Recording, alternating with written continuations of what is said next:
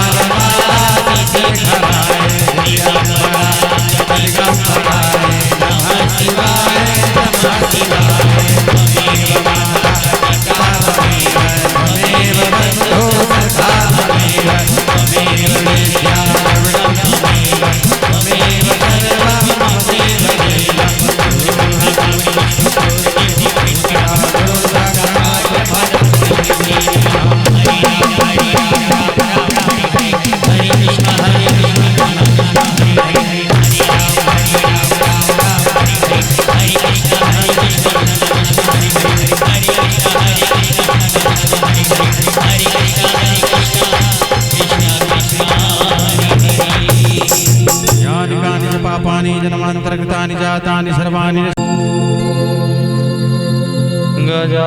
गजाननं भूतगणादिसेवितं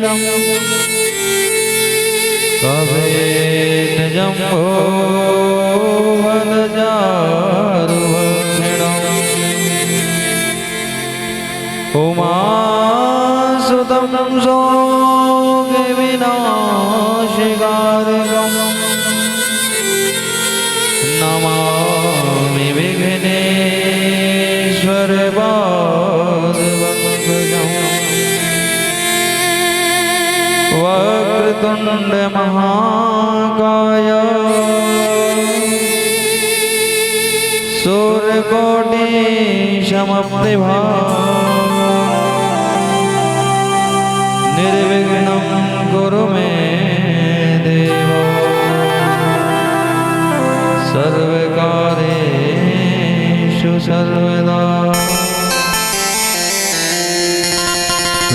विनायकं गुरुर्भानु ब्रह्मा विष्णु महेश्वर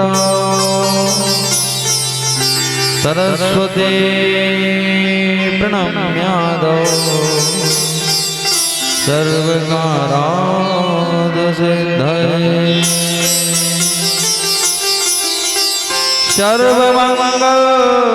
सर्वमङ्गलमाङ्गल्ये शिवे सर्वार्थसाधिके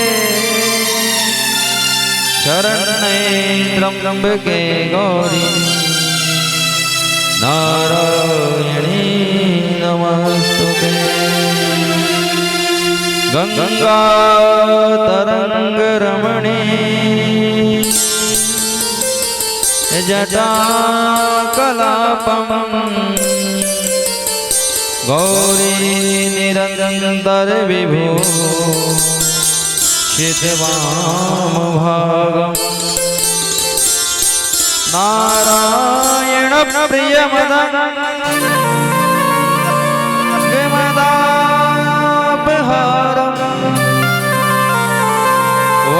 वाराणसं गुरुपदं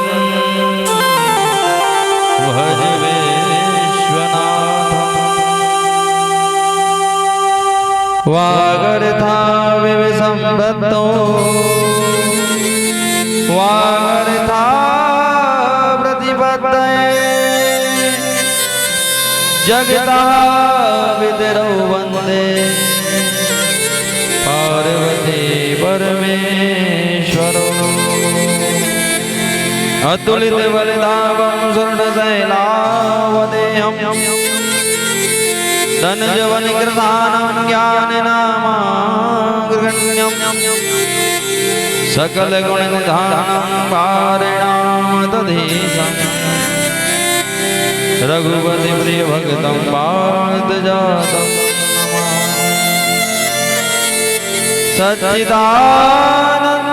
सच्चिदानन्दरूपाय विशिवोत्पत्त्यादिहेतवे तापत्रय विनाशाय श्रीकृष्णाय नमः। गुरुर्ब्रह्मा गुरुर्विष्णु गुरुर्देवो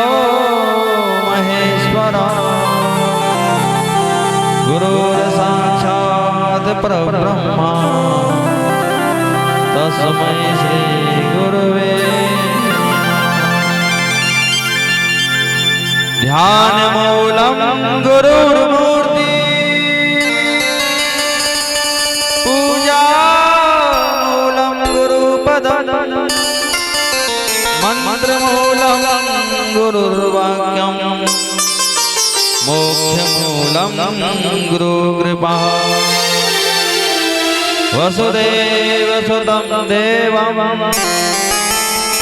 कंसचारुणमर्दनं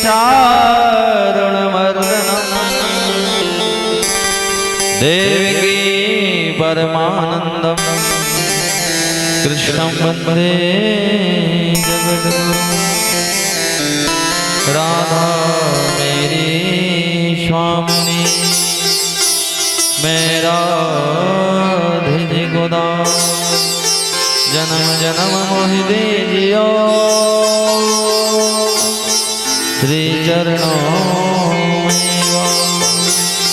बोली राधा रानी सरकार की, गुरुदेव भगवान की, शिव महापुराण की, काशी विश्वनाथ भगवान की, गंगा मैया की जय, यमुना मैया की जय, काल भैरव भगवान की जय, सरयू मैया की जय, नर्मदा मैया की जय, गुरुदेव भगवान की जय, धर्म की जय, अधर्म का प्राणियों में विश्व का गौ माता की जय, सनातन धर्म की जय, अपने अपने गुरुदेव भगवान की, मातृ पितृ भगवान की, हर हर महादेव।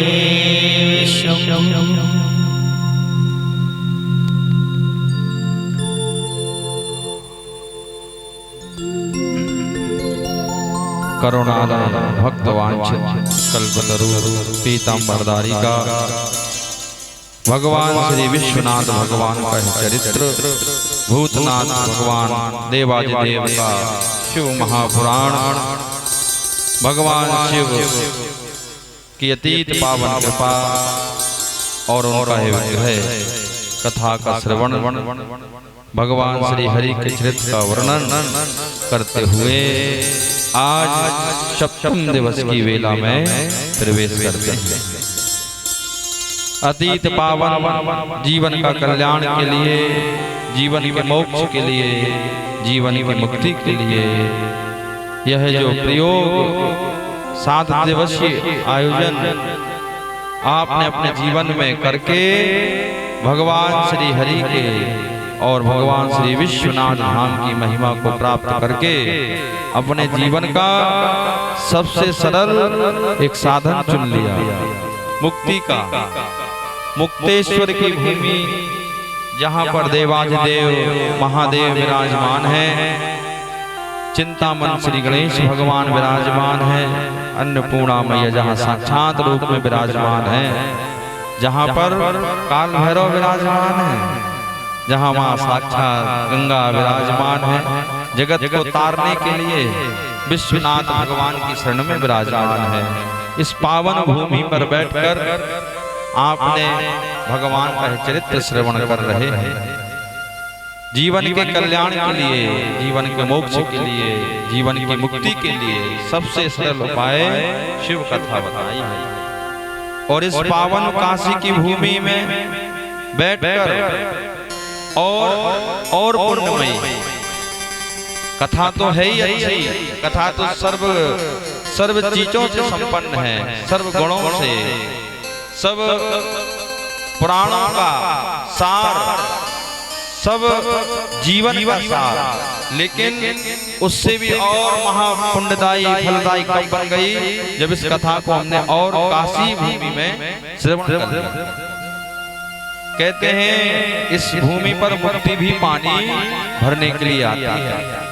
ऐसी भूमि है, जागृत भूमि है, देवाधिदेव जहाँ साक्षात रूप में विराजमान है। इस भूमि में वास करना जीवन का सबसे बड़ा कार्य होता है जो आपने अपने जीवन में कर लिया। ऐसा शिव पुराण कहते हैं। सूत जी वेदव्यास जी महाराज कहते हैं शौनकादिक ऋषियों से जीवन का भक्ति करने का सबसे सरल और सबसे उद्गम मार्ग जो बताया है शिव कथा। ज्ञान वैराग्य को प्राप्त करने के बाद जीवन धीरे धीरे वैराग्यता की ओर ले जाना चाहिए, और जब वैराग्यता में पहुंच जाता है मनुष्य का जीवन, तो वो परमात्मा के समीप भी पहुंचने में फिर देरी नहीं लगती। जब तक वैराग्य नहीं आएगा, ज्ञान नहीं आएगा, तब तक हम ईश्वर को कैसे जान पाएंगे। और उनको जानने के लिए ज्ञान की आवश्यकता है, वैराग्य की आवश्यकता है, त्याग की आवश्यकता है। जब तीनों चीजें हम जीवन में धीरे धीरे प्रारंभ कर देंगे। यहाँ से बहुत कुछ शिक्षा प्राप्त कर ली है आपने। अब बस आपको धीरे धीरे जीवन में अपनाना है और कुछ नहीं करना। अपने जीवन में जब आप कल से अपने धाम पहुंचोगे तो यहाँ से नियम लेके जाना है। आप अपने घर में भी काशी बना के रहना है। आप यही सोचना हम काशी में ही वास कर रहे हैं, अभी घर नहीं लौटे, अभी काशी में ही है। नित्य प्रतिदिन ऐसे ही उठना, उसके बाद भगवान का ध्यान, भगवान भोलेनाथ आपके घर में है, उन्हीं को विश्वनाथ भगवान समझ के उनको प्रणाम करना, उनका पूजन अर्चन करना। अन्नपूर्णा समझ के भोजनालय में जाना कि हम अन्नपूर्णा मंदिर में आ गए हैं, यहाँ से जो चावल दिए वहाँ विराजमान कर देना, जिसको नहीं मिले तो यहाँ से हमसे ले लेना। तो अन्नपूर्णा समझ के अन्नपूर्णा भोजनालय में जाना और यही समझना कि हम काशी में ही वास कर रहे हैं। जैसा नियम आपने यहाँ 7 दिन में लिया है, कितना अच्छा जीवन आपने जिया, 7 दिवस पता नहीं चला और आज 7वां दिन प्रारंभ हो गया। ऐसे ही आपके जीवन का अब जो समय है तो कोशिश करना कि हम ऐसे जिएं। उसमें ग्रह काल के काम जोड़ लेना, अपना दिन के जो कार्य हैं, यहाँ जाना वहाँ जाना सब जोड़ना, लेकिन प्रातः काल का थोड़ा सा समय काशी समझ के घर में व्यतीत कर देना। तो समझ लेना आपके जीवन में घर में भी भगवान विश्वनाथ विराजमान हो जाएंगे और काशी समझ के जियोगे तो घर में भी रहते रहते धीरे धीरे मुक्ति हो जाएगी और वैराग्य आ जाएगा, और वैराग्य आएगा तो आप परमात्मा के धीरे धीरे समीप पहुंच जाओगे। धीरे धीरे त्याग किया जाएगा।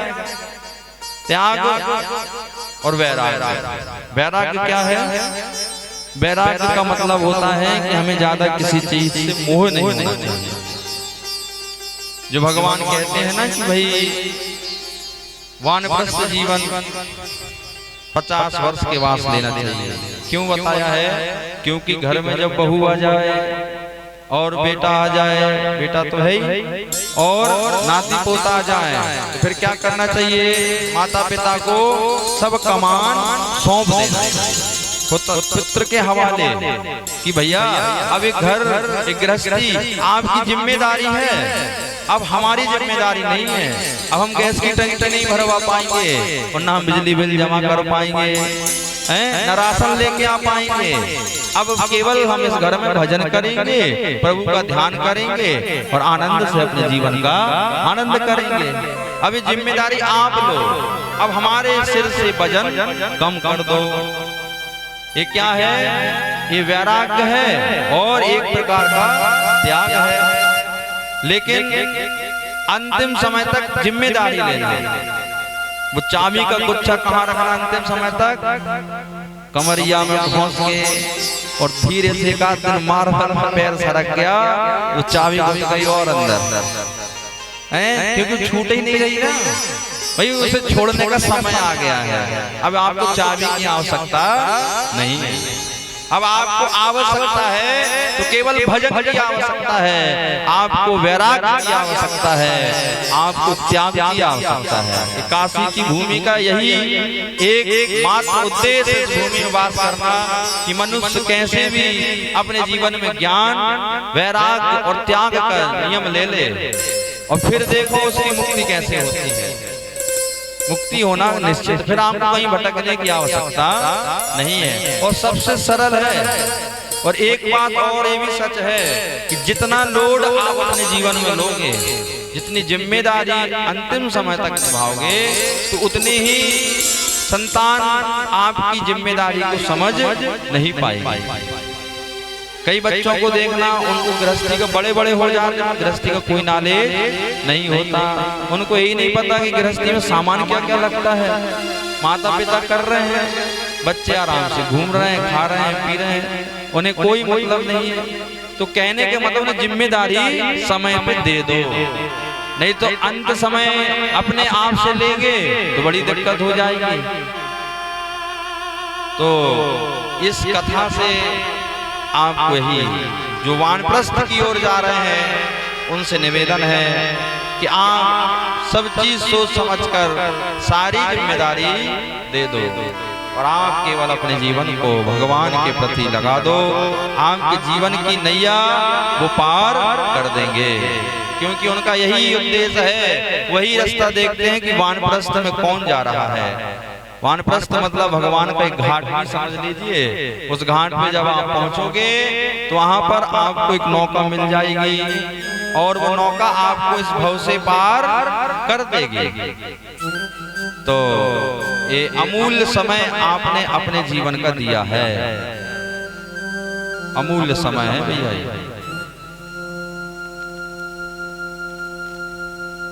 सबसे अमूल्य समय आपने दिया है 7 दिन, और इतने अच्छे से आपने यहाँ पर शांति से 7 दिन व्यतीत किए। रोज प्रातः काल गंगा स्नान, उसके बाद भगवान श्री पार्थिवेश्वर का पूजन, फिर उसके बाद में दर्शन तीर्थ का, फिर उसके बाद में कथा श्रवण करना। पुण्य ही पुण्य तो किया है आपने, इसके अलावा क्या किया है यहाँ पर? यहाँ आपने आज 7 दिन तक किसी से लड़ाई नहीं की, किसी से अपशब्द नहीं बोले हैं, सिर्फ पुण्य ही पुण्य का काम हुआ है। सवेरे से गंगा स्नान, सब लोग भागते थे। अब गंगा जी की याद आएगी घर में जब चले जाएंगे कि देखो री इतने समय तो अपन गंगा स्नान करने देते, इतने समय तो यहाँ, इतने समय विश्वनाथ जी का दर्शन कर लेते थे, इतने समय तो हम तुलसी वन मंदिर जाते थे। और जहाँ आज आप गए हो ना भैरव बाबा के पास, आज उनकी कथा भी है इसी प्राण भी श्रवण कराएंगे आपको। और यहाँ के अगर जब तक भैरव बाबा का दर्शन नहीं करो तब तक विश्वनाथ जी की यात्रा सफल नहीं मानी गई है। विश्वनाथ भगवान का अगर पूर्ण फल प्राप्त करना है, काशी का, काशी के भगवान विश्वनाथ राजा हैं, उनके वो कोतवाल हैं, और बिगर किसी साहब से मिलना है तो पहले किससे मिलना पड़ेगा, है ना? तो वही जल्दी काम हो जाएगा। उनसे लेना देना हो गया तो साहब तक खबर पहुंच जाएगी। तो इसलिए बहुत जरूरी है दर्शन। और यहाँ पर ब्रह्मा जी भी वास किए उस तीर्थ में जहाँ आप गए थे। ये छोटी मोटी जगह नहीं है, ये शिव पुराण के अंतर्गत एक बहुत बड़ा इसकी काल भैरव भगवान की कथा है, तो हम आपको वो भी सुनाएंगे। कहते हैं काशी जो है, काशी में सिर्फ त्याग ही त्याग है और वैराग्य है। जो भी भक्त यहाँ सत्य बस ये कार्य कर लेता है, यहाँ अगर एक पलक झपकने तक वह भी वास कर लेता है, उसका भी कल्याण हो जाता है, उसकी भी मुक्ति हो जाती है। इतनी सरल भूमि है।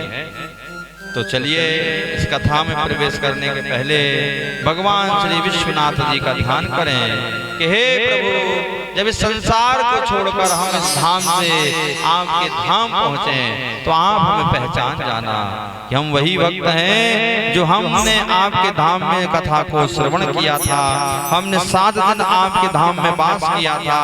हमें और कुछ नहीं चाहिए, केवल हमारी इस देह की मुक्ति कर देना। आप मुक्ति के दाता हो, आप मुक्ति नाथ हो। इसलिए आपसे निवेदन है कि आप हमें एक बार बस पहचान जाना, सच्चे मन से और श्रद्धा से और विश्वास के साथ भगवान का कीर्तन करेंगे। बोलिए विश्वनाथ भगवान की जय।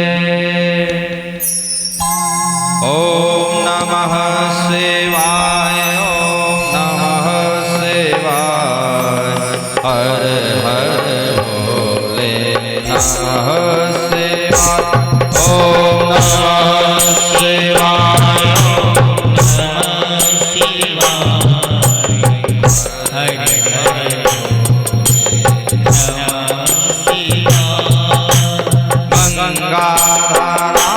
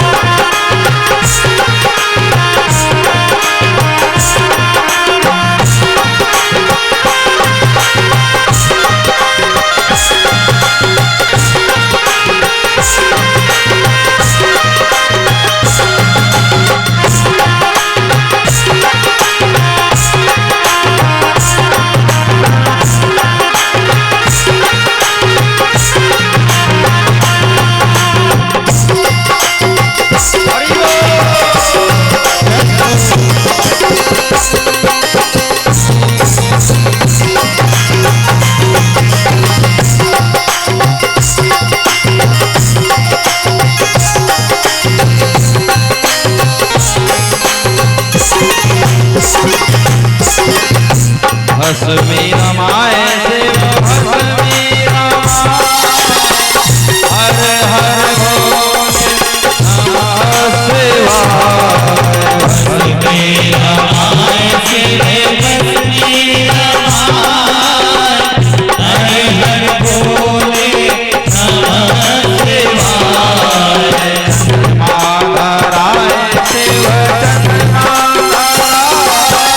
भस्मी हर हर भोले नमः शिवाय। माधराय शिव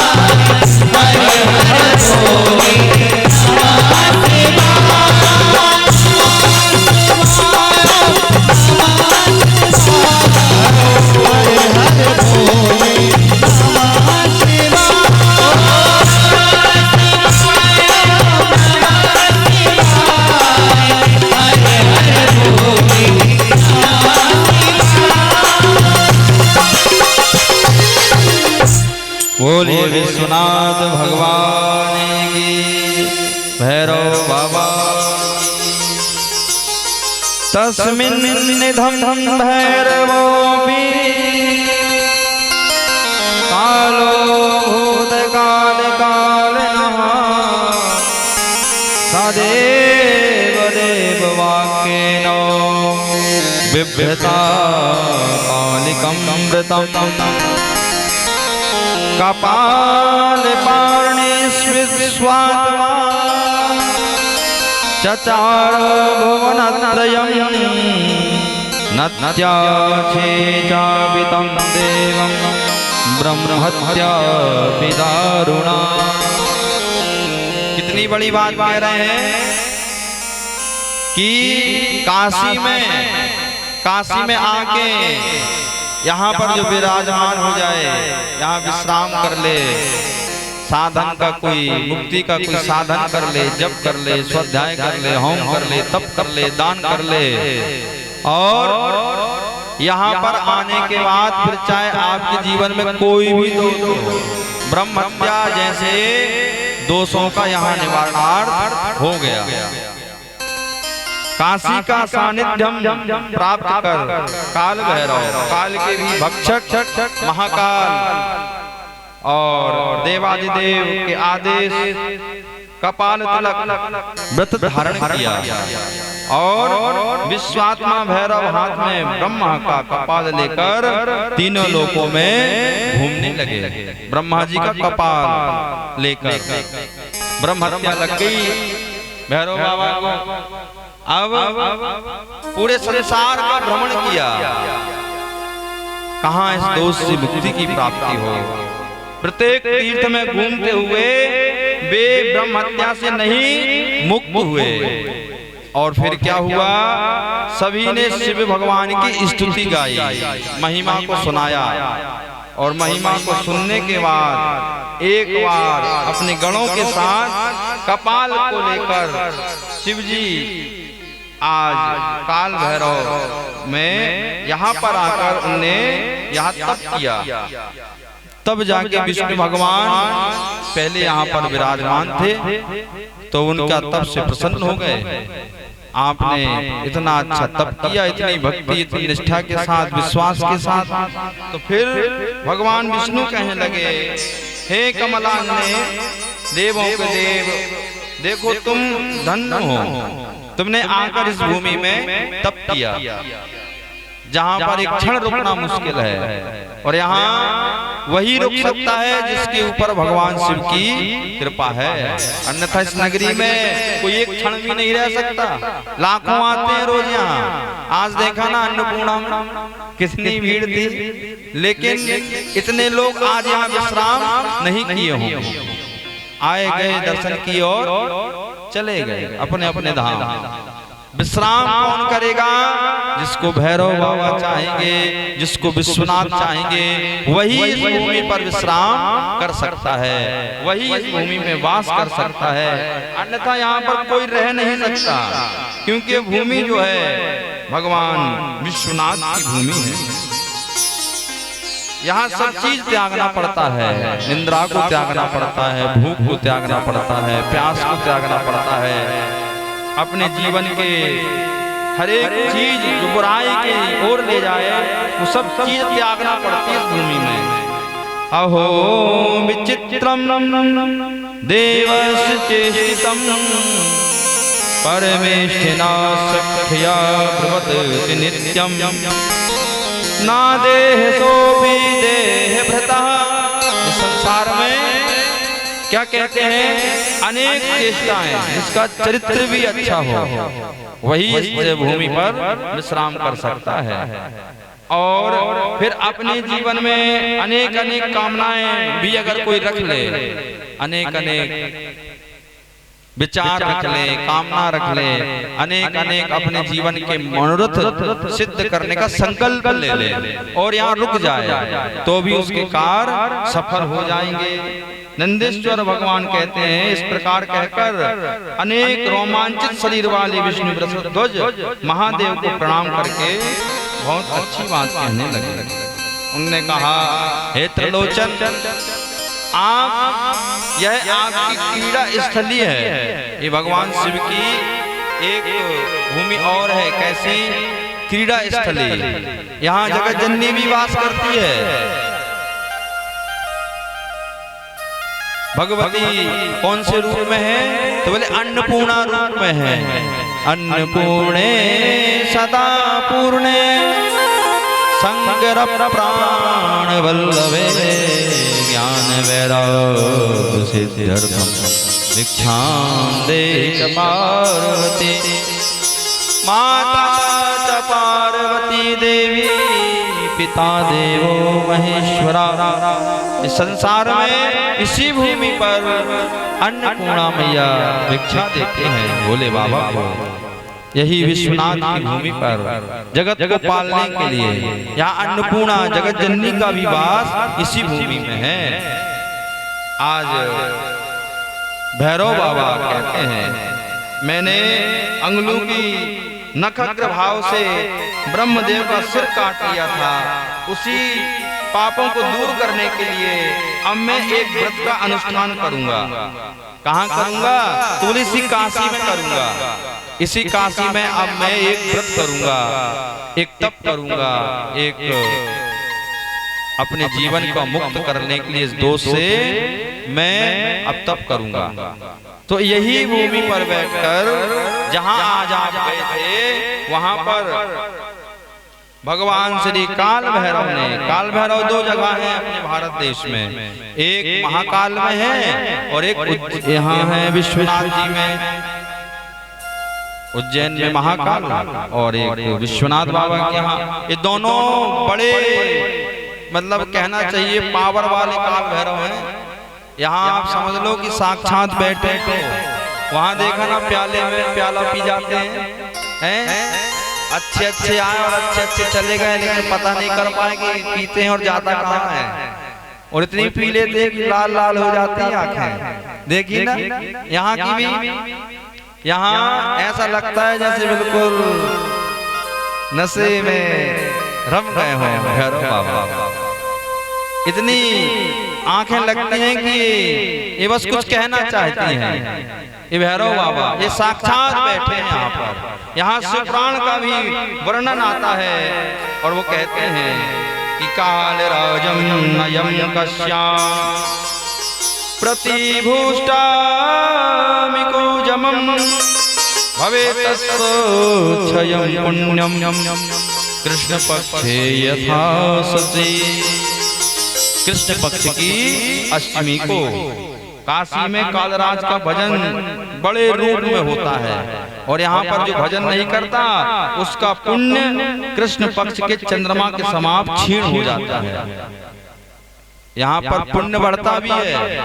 काल भैरव बाबा की कृपा है कि आपके पुण्य की प्रगति हो जाएगी, और पुण्य अगर उनकी आपने दर्शन नहीं किया, उनका भजन नहीं किया, तो पुण्य क्या होंगे? तुरंत घट जाएंगे। इसलिए आज भैया उनका कथा भी आने वाली है, उन्हीं ने हम सबको वहाँ आज बुला लिया, और भगवान श्री काल भैरव का दर्शन पूजन करके आज सब ने अपने जीवन को धन्य कर लिया। बांधवा नागर संसदोपि प्राप्तोपि विपिदं परां प्रादुर्भावं भैरवस्य श्रुत्वा मुच्चेत संकटातो। जितने भी आपके जीवन में संकट हैं, काल भैरव का दर्शन कर लो तो सारे संकटों का नाश हो जाए।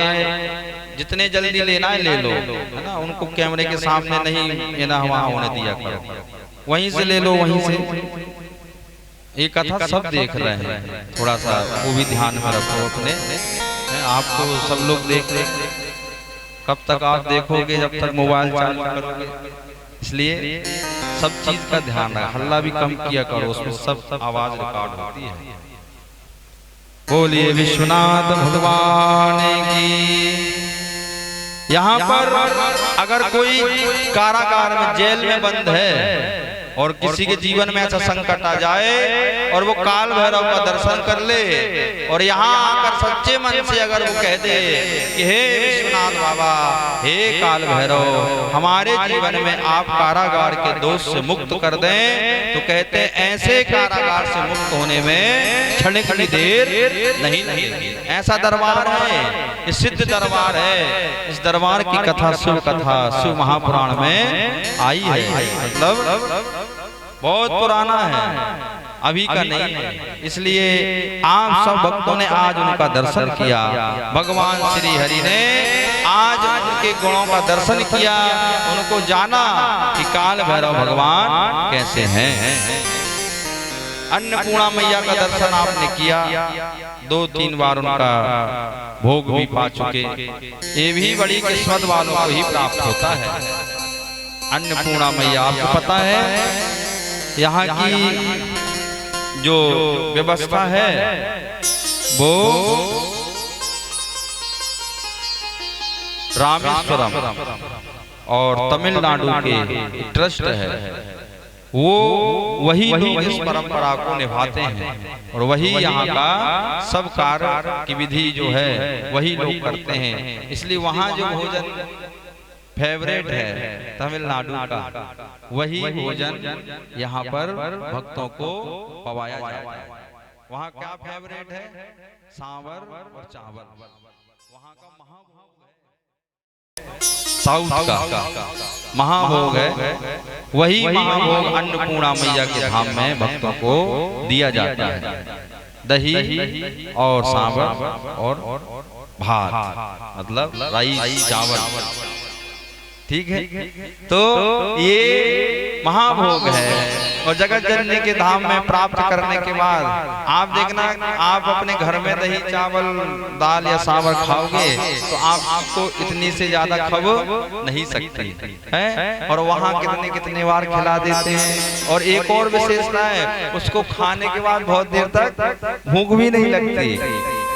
अब आप लोगों को लगाए तो लेकिन आपने अंदाज किया होगा, है?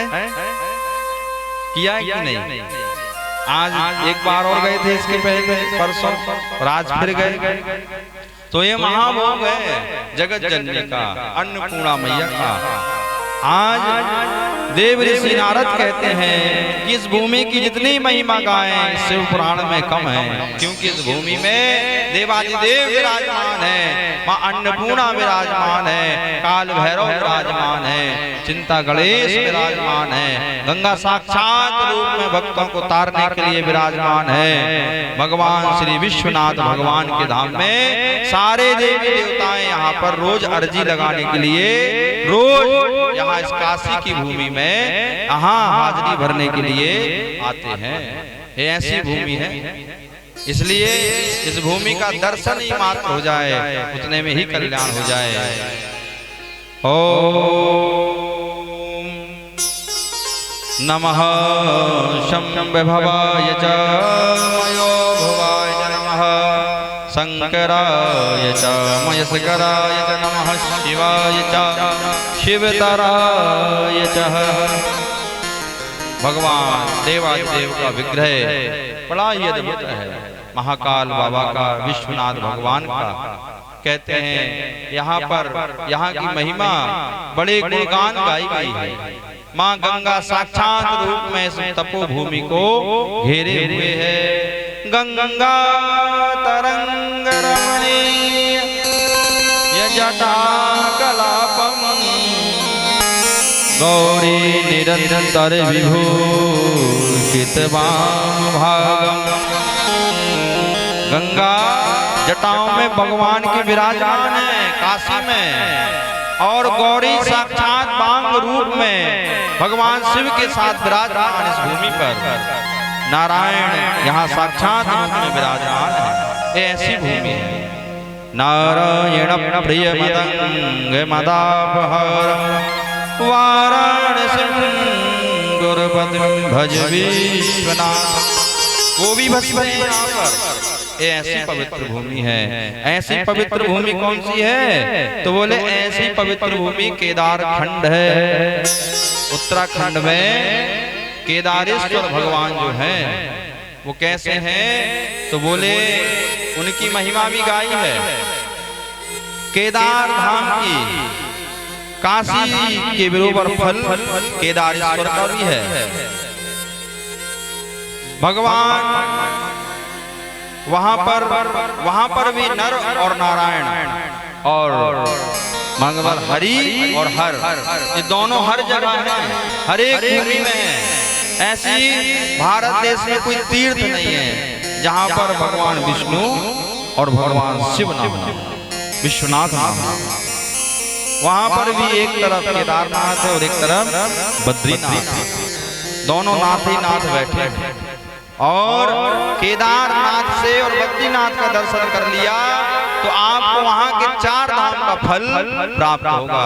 जो भक्त अगर केवल बद्रीनाथ का दर्शन कराए और केदारनाथ का ना करे, और केदारनाथ का करा और बद्रीनाथ का ना करे, तो उस धाम का फल प्राप्त नहीं होगा। ऐसी भूमि, ऐसी महिमा बताई है। उस धाम की भी बड़ी अलौकिक महिमा है। देवभूमि उत्तराखंड में, वहां भी साक्षात रूप में भगवान का एक विग्रह विराजमान है, जिसे केदारनाथ के नाम से लोग अपने जीवन में उनका दर्शन करते हैं। पांडवों का समय था, भ्रातृ दोष से महाभारत के बाद परिवार में एक दोष लग गया। कौन सा दोष? भ्रातृ दोष, भाइयों को मारा तो पांडवों को दोष लगा। अब तप किया, अब कहाँ प्रायश्चित करें इस दोष का? तो फिर ऐसा उनको ज्ञात हुआ देवताओं के द्वारा कि आप केदार खंड में जाइए, उत्तराखंड में जाइए, देवभूमि में जाइए, वहां आपका इस दोष से परिहार होगा। अगर जीवन में कोई पारिवारिक दोष आ जाए परिवार का, तो केदारेश्वर में जाके उस दोष का एक समापन, एक समझ लीजिए दोष का प्रायश्चित करने की भूमि है। अगर पारिवारिक दोष आ जाए, क्योंकि पांडवों ने अपने भाइयों को मारा तो दोष लगा, तो उनने वहां जाकर तप किया। अब जब तप किया तो भगवान उनसे नाराज थे शिव जी, तो शिव जी वहां से गुप्त हो गए, भाग गए कि हमें दर्शन ना कर पाए, और दर्शन कर लेंगे तो सब चीज हमसे मांग लेंगे, अपने दोष का निवारण कर लेंगे।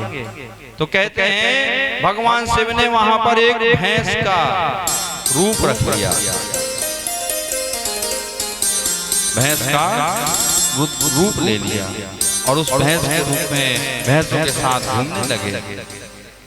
भीम दादा ने देखा कि भगवान या तो केदारेश्वर में होंगे, केदारनाथ में, या फिर बद्रीनाथ में होंगे, दो में से कहीं ना कहीं जरूर होंगे।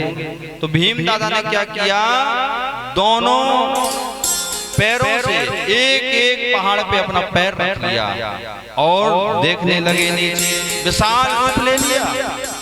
अब आप अंदाज लगा लो कितना बड़ा रूप लिया होगा। एक तरफ केदारनाथ जी हैं और एक तरफ बद्रीनाथ जी हैं, दोनों के ऊपर अपना के पैर रख लिया, और नीचे जितनी गाय भैंस थी सब निकल गई भैंस। अब भगवान ने कहा मैं इसके नीचे से नहीं निकलूंगा। तो भगवान ने क्या किया, उसी केदारेश्वर धाम में जहां वो भीम अपना पैर रखे हुए थे, उसी जगह में भगवान पाताल लोक में चले गए। जैसे ही जाने लगे तो भीम दादा ने जब देखा कि ये कोई भैंस अंदर जा रही है, जैसे ही उसको पकड़ा तो भैंस को पकड़ लिया, तो आगे का हिस्सा पूरा अंदर जा चुका था, सिर्फ बाहर का हिस्सा रह गया था, तो वो पकड़ लिया। जैसे ही पकड़ा तो भगवान वहां विश्वनाथ जी, केदारनाथ जी प्रकट हो गए। उनने कहा कि ये कोई और भैंस नहीं हो सकती, जरूर कोई ये देवी देवता है, आप जो भी हैं अपने रूप में प्रकट होइएगा। केदारेश्वर भगवान को प्रकट करना पड़ा और कहा कि हम इसलिए भाग रहे थे कि तुम्हारी भक्ति देखना चाहते थे कि तुम हमें कहां तक ढूंढ सकते हो, कहां तक हमारे पीछे आ सकते हो। पूरा उत्तराखंड घूमा है पांडवों ने भगवान शिव को ढूंढने के लिए। आप उत्तराखंड जितने लोग गए होंगे, गुप्त काशी वहां भी है, एक काशी वहां भी है, वहां से और यहाँ का कनेक्शन है, गुप्त काशी है और एक काशी यहाँ, तो वहां गुप्त है, वहां पर भगवान विचरण करने जाते थे, वो भी एक धाम है भगवान का। तो पांडवों को लगा कि यही भगवान हमें मिलेंगे, तो वहां उनको ढूंढते थे। ऐसे ढूंढा है कि जैसे आप अपने बच्चे को ढूंढते हो, जगह जगह गुम हो जाए, कई जगह पता लगाते हैं कि भाई यहाँ तो नहीं है, वहां तो नहीं है, रिश्तेदारों में ढूंढा। ऐसे शिव जी को ढूंढा था कि कोई ना कोई तरीके से भगवान शिव हमें प्राप्त हो जाए। पूरा देवालय घूमा, देवभूमि घूमी, तब जाके केदारेश्वर भगवान वहां पर इनको प्राप्त हुए। जैसे ही उस जगह को पकड़ा, उस भैंस को, तो भगवान प्रकट हो गए और भगवान ने कहा कि हम तुम्हारी भक्ति से प्रसन्न हैं, मांग लो तुम्हें क्या चाहिए। बोले प्रभु कुछ नहीं, सिर्फ एक दोष है, भ्रातृ दोष जो हमारे जीवन में लगा है आप उसे नष्ट कर दीजिए। भगवान ने कहा तुम्हारा त्याग, तुम्हारा भक्ति में इतना समर्पण, और हमें ढूंढते ढूंढते तुम यहाँ आ गए, आप तुम धन्य हो। पांचों भाइयों को उस दोष से मुक्त करा दिया भगवान ने, और उन्होंने प्रार्थना करी कि प्रभु आप हमेशा हमेशा के लिए जिस रूप में आपने हमें दर्शन दिया है, इसी रूप में आप यहीं विराजमान हो जाइए। तो अब केदारेश्वर भगवान कैसे रूप में विराजमान है? पीछे ही वाले हिस्से में विराजमान है। आप जाके अंदर गए ना मंदिर के, अब मंदिर में तो फूल बहुत सारे माला चढ़ी रहती है, तो हम लोगों को समझ में नहीं आता कि ये आगे का हिस्सा है कि पीछे का है। पीछे का हिस्सा है केदारेश्वर भगवान, और काले कलर का स्वरूप है भगवान का विग्रह, और बद्रीनाथ जी फिर नीचे हैं, और केदारेश्वर सबसे ऊपर, सबसे ऊंचाई केदारेश्वर भगवान की है। वहीं से गंगोत्री का उद्गम हुआ है, वहीं से यमुनोत्री का उद्गम हुआ है, और वहीं पर बद्रीनाथ भगवान विराजमान है। सनातन धर्म का सबसे बड़ा धाम बताया है बद्रीनाथ धाम। कभी अच्छा हुआ मौसम और अच्छी भगवान कृपा रही तो 4 साल बाद सब चीज से निर्वृत्त हो गए, तो बद्रीनाथ में भागवत करेंगे, सबसे आनंद आता है। बद्रीनाथ जी में कोई खतरा नहीं होता, अच्छा ठंडा होता है, बढ़िया कूलिंग होती है वहाँ तो ऐसा लगेगा कि कहाँ पहुँच जाए जहाँ गर्म जगह मिले। काशी जैसे नहीं कि पसीना, वहाँ तो आप पानी को भी ऐसे छुओगे पूरे से हाथ नहीं लगा सकते। बहुत मजेदार भूमि है, चाहे कितनी भी गर्म हो, कितनी भी गर्म, आप इतने जल्दी पी लोगे कि आपको खुद नहीं पता चलेगा। हम एक बार 4 धाम की यात्रा कर आए हैं, बहुत सारे लोग तो उसमें, हमारी ममता दीदी, बाबूजी, मौसी, कई लोग बैठे हैं जो गए थे साथ में। बड़ा आनंद आया था उस जगह का, और 4 धाम की यात्रा की थी। उस धाम का भी नियम है, परिक्रमा वहां भी होती है। कहां से? यमुनोत्री से शुरू, यमुनोत्री, गंगोत्री, केदारनाथ, फिर अंत में बद्रीनाथ। केदारेश्वर भगवान को जब दीपावली आती है तो उसके बाद वहां के पट बंद हो जाते हैं, और फिर 6 महीने पट बंद होते हैं। वहाँ एक घी का दीपक जलाया जाता है, ऐसे ही बद्रीनाथ में भी होता है, ऐसे ही वहाँ भी होता है, और 6 महीने घी का दीपक जलाया जाता है, और बद्रीनाथ को जोशी मठ में ले आया जाता है, और 6 महीने तक वहाँ सब बंद हो जाता है, क्योंकि बर्फ ना गिरती है कि सारी जगह ढक जाती है। और 6 महीने के जब पट खुलते हैं अक्ति के में, वैशाख मास के बाद में, तो क्या आश्चर्य की बात है, जो दीपक जलते हैं, जलाते हैं 6 महीने पहले, वो 6 महीने तक दीपक सुरक्षित जलते हुए मिलते हैं। आज भी ये प्रमाण है, ऐसा नहीं कि कथा में लिखा है वही नहीं, आज भी ये होता है। इस दीपक का दर्शन करने के लिए लोग 15-15 दिन पहले पहुंच जाते हैं, और उनको बाकायदा दर्शन मिलता है। और फिर जो भक्त सब जाते हैं तो उनको तो होता ही है, लेकिन उस समय वो ताजा ताजा होता है, क्योंकि बर्फ पूरी ढकी होती है चारों तरफ, वहाँ कोई इंसान नहीं जा सकता, इतनी बर्फ गिरती है। और अब आप अंदाज लगा लो, इतनी बर्फ गिरने के बाद वहाँ कौन घी भरने जाता होगा, कौन तेल डालने जाता होगा, कौन बत्ती को सही करने जाता होगा, और कौन व्यवस्था करता होगा। तो इससे प्रमाण है कि वहाँ विश्वनाथ भगवान विराजमान है, वहाँ बद्रीनाथ भगवान विराजमान जरूर है। इसलिए इस भूमि का भी दर्शन भगवान अगर हमें अच्छा सौभाग्य देंगे, हमें सारी चीजों से जब भगवान एक सिग्नल दे देते कि हाँ भैया अब आप हमारे पास आ जाओ, जब उनका कोई ऐसा कार्य सिद्ध होगा तब फिर हमारे पुण्य जागृत होंगे, जरूर चले चलेंगे, कोई बड़ी बात नहीं। बद्रीनाथ जी में इसलिए सरल है क्योंकि बद्रीनाथ जी में कोई चिड़िया वगैरह नहीं है, ना कोई घोड़ा करना है, ना कोई पालकी करना है।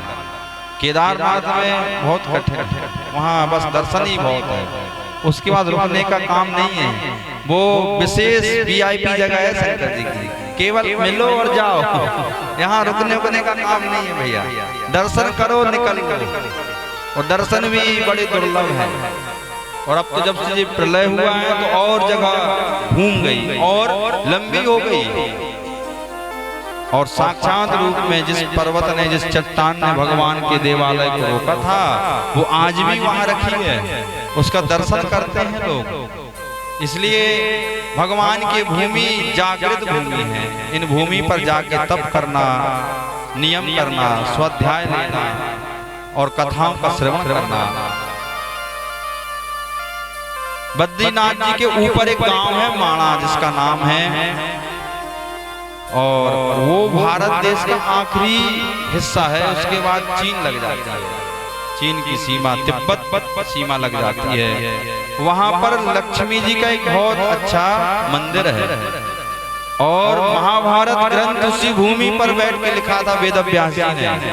गणेश जी ने वहीं पर महाभारत लिखा था माणा में। आज भी उनकी कुटिया बनी है पत्थरों की, वेद व्यास जी की। अलकनंदा सरस्वती वहीं से निकली है। सरस्वती को श्राप गणेश जी ने उसी जगह दिया था। वेद व्यास जी महाभारत लिख रहे हैं, और भगवान एक दंड लिखते हैं और वेद व्यास जी बोलते जा रहे हैं। जैसे ही बोले और लिखें, बोले और लिखें, तो सरस्वती का प्रभाव वहीं से निकली है, उद्गम वहीं है। तो बहुत तेज गति से हो रहा है, बड़ी तेज गति से हो रहा है। गणेश जी ने एक बार प्रार्थना की कि मैया थोड़ा अपना विग्रह कम कर लो, मैं लिखने में दिक्कत हो रही है, समझने में। गुरुजी बोल रहे हैं लिखना भी है। उनने बात नहीं मानी। कहते हैं गणेश जी ने श्राप दे दिया, क्या आपने हमारी बात नहीं मानी? आप अभी भी अपना वेग तेज करे हुए हैं। मैं आपको श्राप दूंगा कि आप कलयुग में लुप्त हो जाएंगे। नाम रहेगा लेकिन दर्शन नहीं होगा। ये गणेश जी ने श्राप दिया। वहां से जब निकली है अलकनंदा सरस्वती, कुछ दूर तक तो दिखती हैं, लेकिन जैसे ही 2-4 किलोमीटर निकली हैं तो उसके बाद वो आज तक कहीं नहीं दिखी। इलाहाबाद में संगम है, लेकिन सरस्वती दिखती नहीं। जरूर बता देते कि ये सरस्वती है, लेकिन नेत्र से साफ साफ आप देख नहीं सकते। गणेश जी ने वही भूमि पर श्राप दिया था, वही महाभारत लिखा गया था।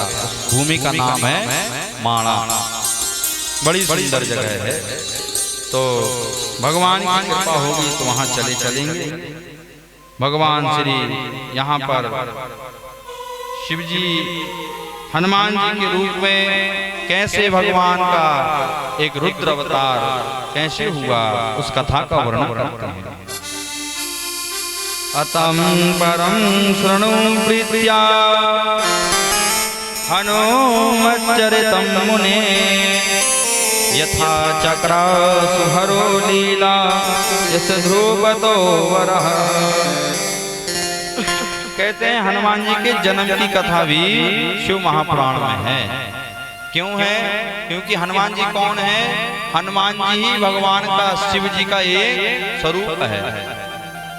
भगवान ने इसलिए हनुमान जी का अवतरण किया, शिव भगवान ने, क्योंकि जब मेरे राम इस दुनिया में आएंगे, मेरे इष्ट जब इस भूमि पर लीला करेंगे, तो मैं भी उनके साथ किसी न किसी रूप में रहना चाहता हूँ।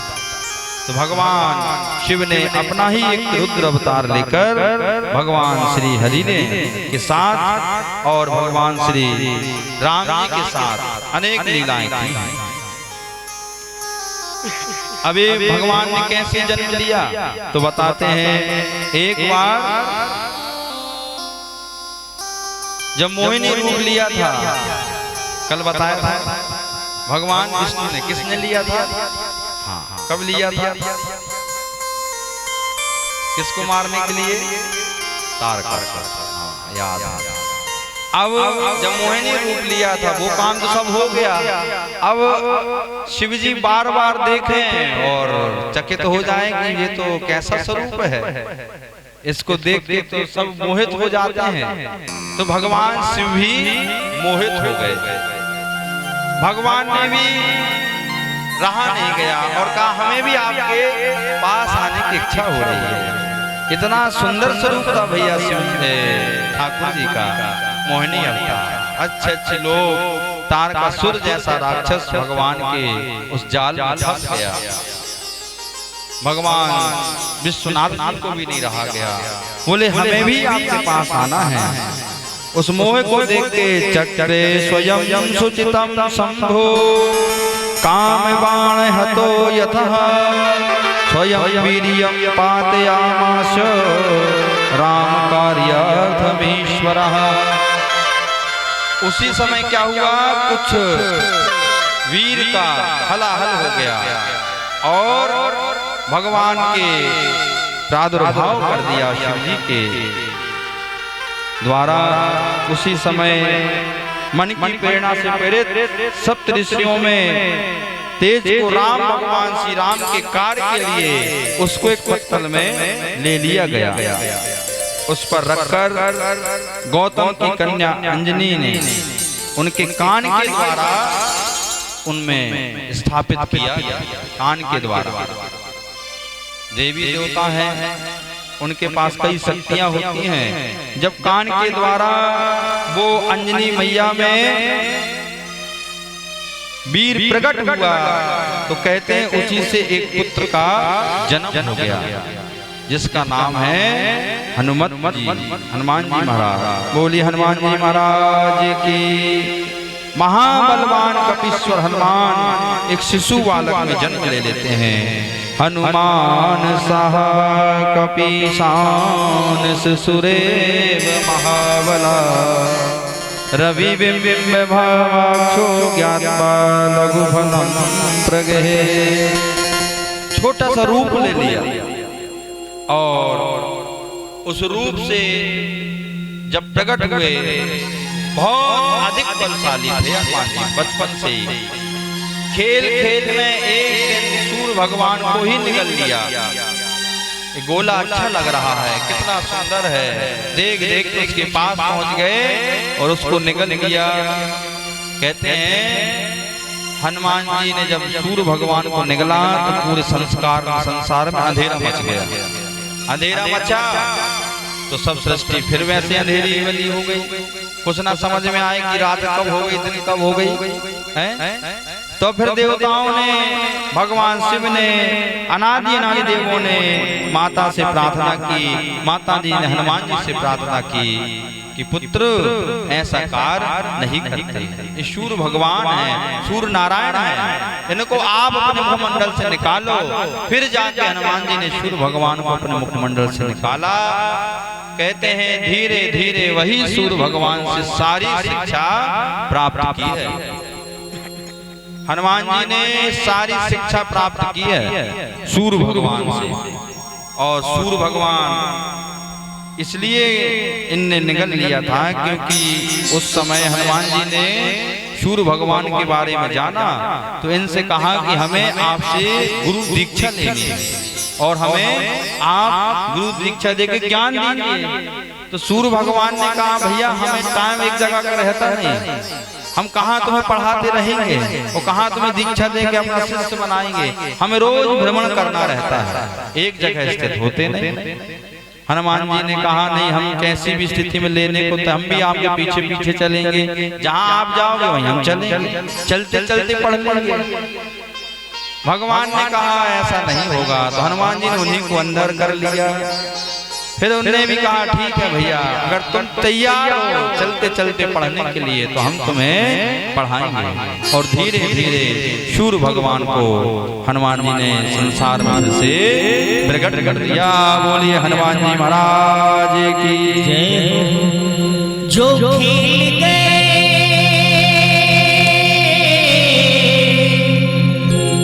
जो खेल गए प्राणों से श्री राम के लिए,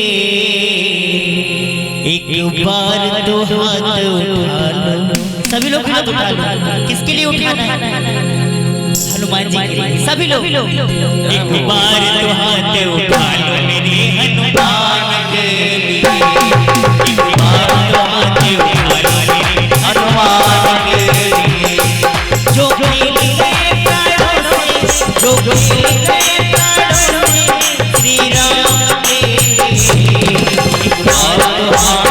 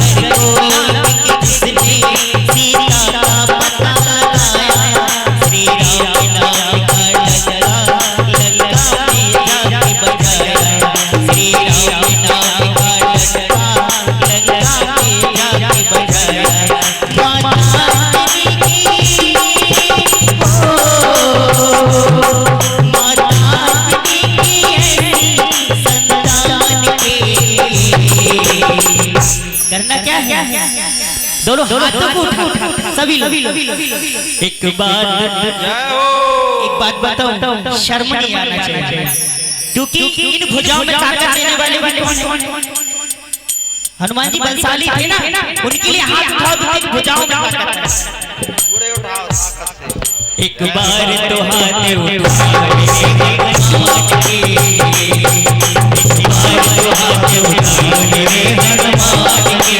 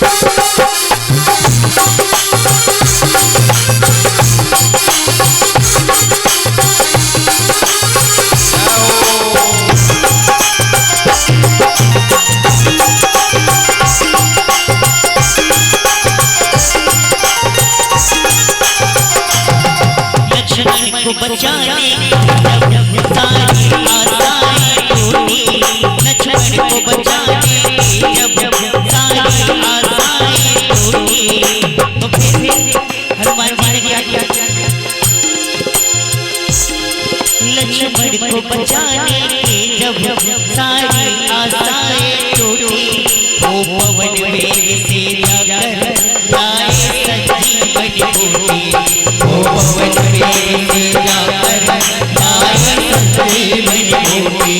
लक्ष्मण को बचाने के जब सारी आशाएं टूटी, वो पवन वेग से जाकर लाए संजीवनी बूटी।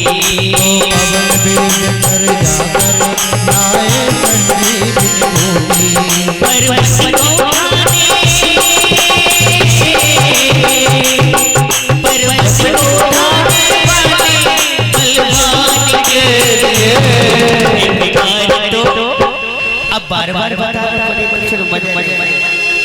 दोनों हाथ ऊपर उठाकर एक बार तो हाथ उठा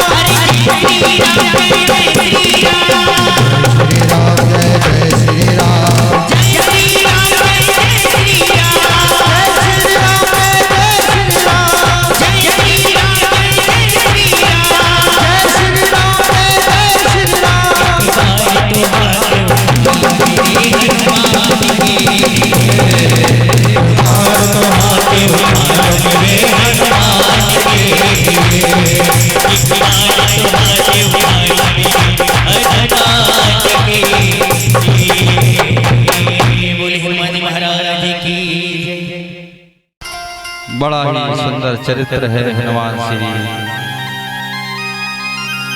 बड़े ही संकट मोचन है, अनेक अनेक लीलाएं भगवान ने की हैं।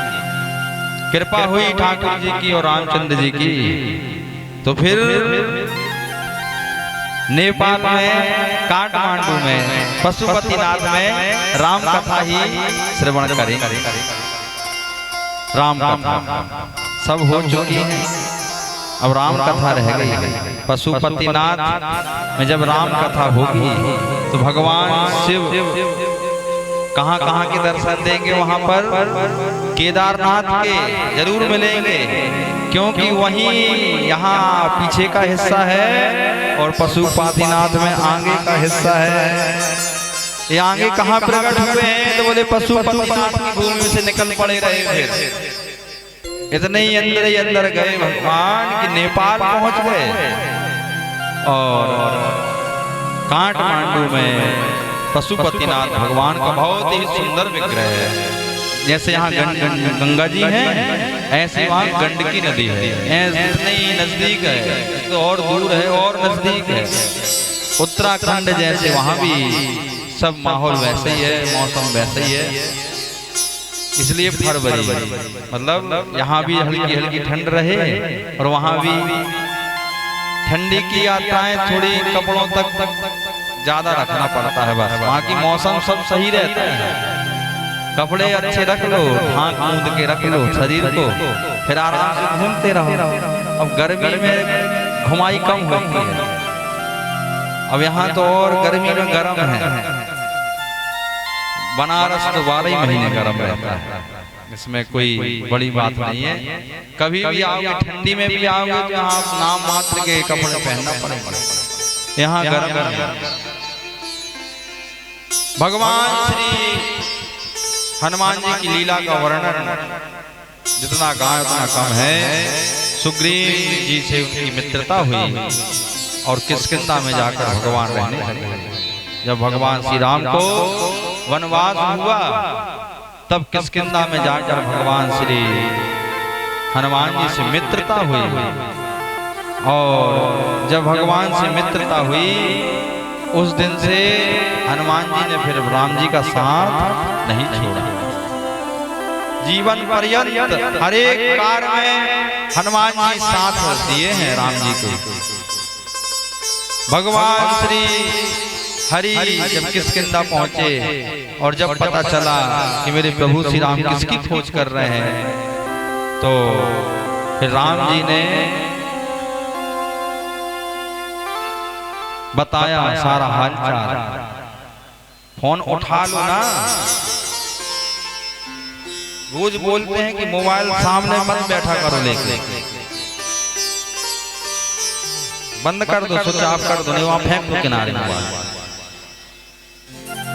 रोज बोलते हैं कि 4 मिनट बस मोबाइल सामने नहीं, पीछे कुछ भी करते रहो, कोई मतलब नहीं।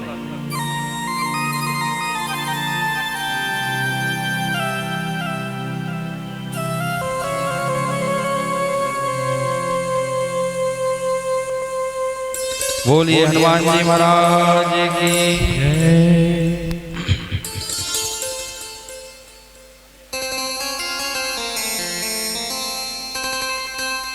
राम जी जब किष्किंधा पहुंचे तो हनुमान जी से मित्रता हुई, और जब भगवान श्री राम से मित्रता हुई तो बताया किस प्रयोजन से। अभी तक जितने कुछ नहीं कहे, आप लोग समझते नहीं, ये सब चीज डाइवर्ट होता है दिमाग है। कथा कर रहा है कोई, वो थोड़ी चल रही है कोई प्रवचन की, कहीं भी कुछ भी।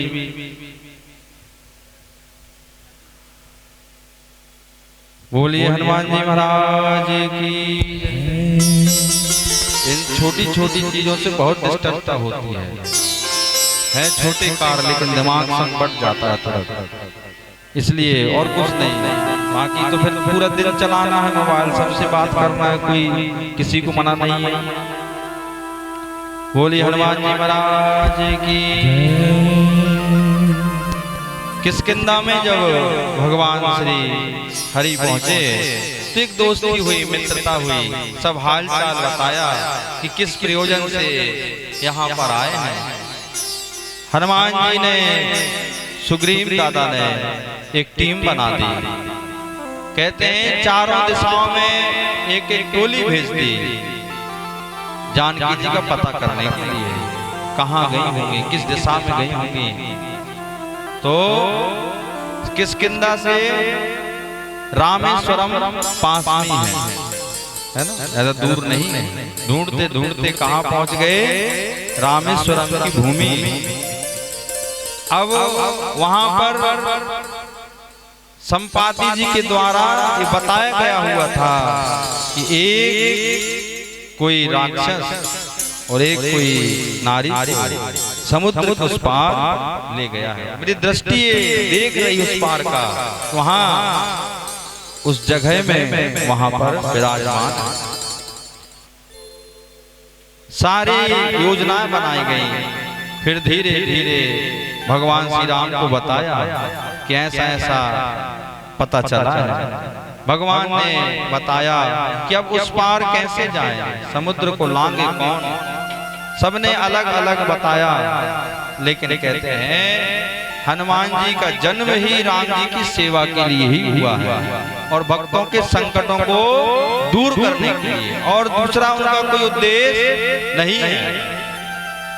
भगवान श्री राम जी का मनोरथ पूर्ण करने के लिए हनुमान जी कहाँ पहुंच गए, एक क्षण में लंका पहुंच गए।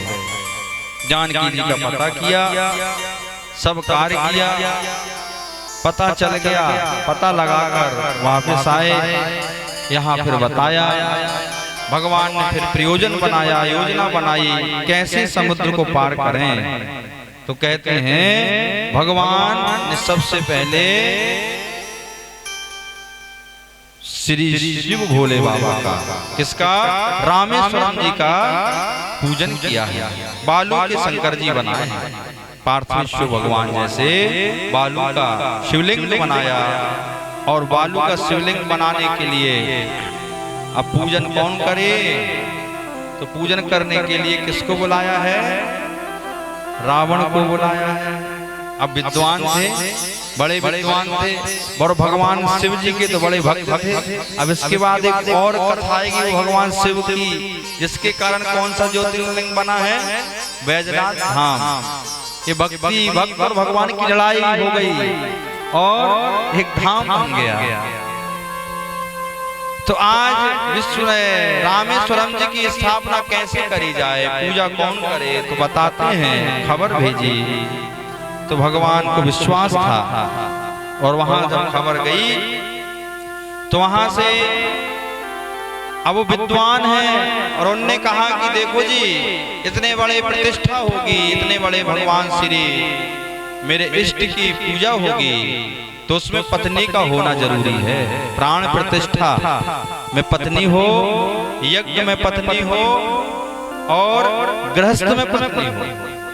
अगर यहाँ पर पत्नी है तो यज्ञ पूर्ण है, यज्ञ में, घर में और संसार के यज्ञ में, घर में और समाज में पत्नी की आवश्यकता है। अगर ये नहीं है तो फिर जीवन अधूरा अधूरा है। आपके जीवन में फिर ज्यादा आपकी पूछ अपने जीवन की पूछ कहाँ से होती है? पूछ होती है ना, कहाँ से होती है? ससुराल से।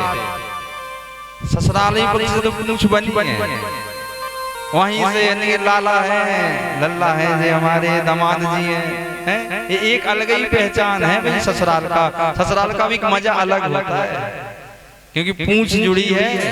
ससुराल में पूछा नहीं तो फिर देखो कैसे जल्दी मुंह बनता है ऐसा। हम बैठी रहे और सबको चाय पिला दी हैं, हाँ हम वहाँ खड़े रहे, हमसे पूछा भी नहीं कि पूछ लें लाला जी भोजन हो गए। ये ससुराल के नियम है, इसलिए पूछ जरूरी है। तो अब भगवान ने यहाँ पर